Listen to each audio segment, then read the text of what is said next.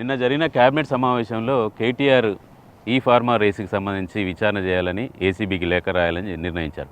అసలు ఇందులో అవినీతి జరిగితే కదా, కరప్షన్ జరిగితే కదా విచారణ జరిగేది అని చెప్పి కేటీఆర్ అడుగుతున్నారు.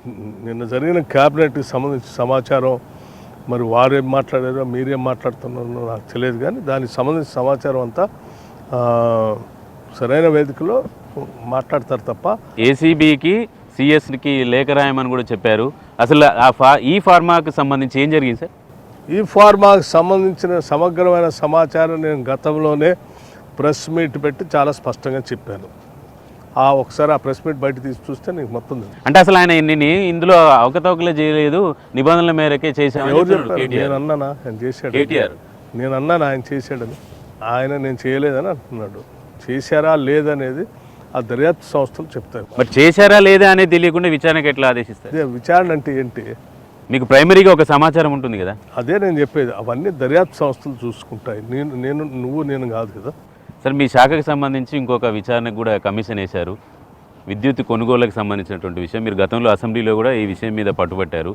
అసలు నివేదిక మీద విచారణ అంశం అంటే జ్యుడిషియల్ ఎంక్వైరీ అనేది ఆనాడు విద్యుత్ శాఖ మంత్రిగా పనిచేసిన టీఆర్ఎస్ ప్రభుత్వంలో పనిచేసిన మంత్రి జగదీశ్వర్ రెడ్డి గారు సభలో దానిపైన చర్చ జరుగుతున్నప్పుడు మేము వైట్ పేపర్ పెట్టినప్పుడు వారు లేచి డిమాండ్ చేశారు మాకు జ్యుడిషియల్ ఎంక్వైరీ కావాలని.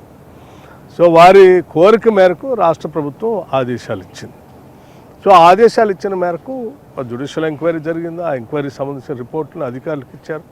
ఆ అధికారులు పరిశీలన చేస్తున్నారు. ఇంకా మా దాకా రాలేదు కూడా, నేను చూడలేదు కూడా. దాన్ని పొలిటికల్ ఇంటర్వెన్షన్ కూడా ఏముండటానికి వీల్లేదనే ఆలోచనతోనే దాని జోలికి మేము ఎవరు పోలేదు. నేను అసలే పోలేదు.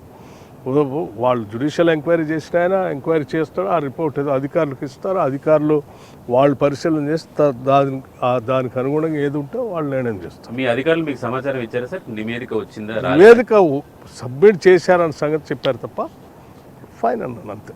అంటే ప్రాసెస్ ఎట్లా ఉంటుంది సార్? అది ఆ నివేదికను బట్టి వాళ్ళు ఇచ్చినటువంటి జ్యుడిషియల్ రిపోర్ట్ని బట్టి తర్వాత అధికారులు ఉన్న చట్టం అంటే కమిషనర్ ఆఫ్ ఎంక్వైరీస్ ఏది చెప్తుందో దాని ప్రకారం చేసుకుంటూ పోతారు. అధికారంలో లేనప్పుడు జైల్లోకి పంపిస్తామని చెప్పారు, విచారణలు ఇట్లా తీసుకెళ్ళి అలా జైల్లో వేస్తాం మా కుటుంబాన్ని అంతా అని చెప్పారు. ఇప్పుడేమో విచారణల పేరుతోటి, విచారణల కమిషన్ల పేరుతోటి కాలయాపనం చేస్తుంది అనేటువంటి ఆరోపణలకు మీ సమాధానం ఏంటి? అంటే ఇది డెమోక్రటిక్ కంట్రీ కదా, కాన్స్టిట్యూషన్ రాజ్యాంగబద్ధంగా ఏది చేసినా కానీ చట్టపరంగా చేస్తాం తప్ప నేను వేస్తామంటే అధికారం ఉంది కదా తెల్లటాలు పోయి ఆడ గలబట్టుకొని పోలీసు వాళ్ళు తీసుకొచ్చి స్టేషన్లో లోపల వేసేది ఉండదు కదా. దట్ ఈజ్ రాజరిక వ్యవస్థ.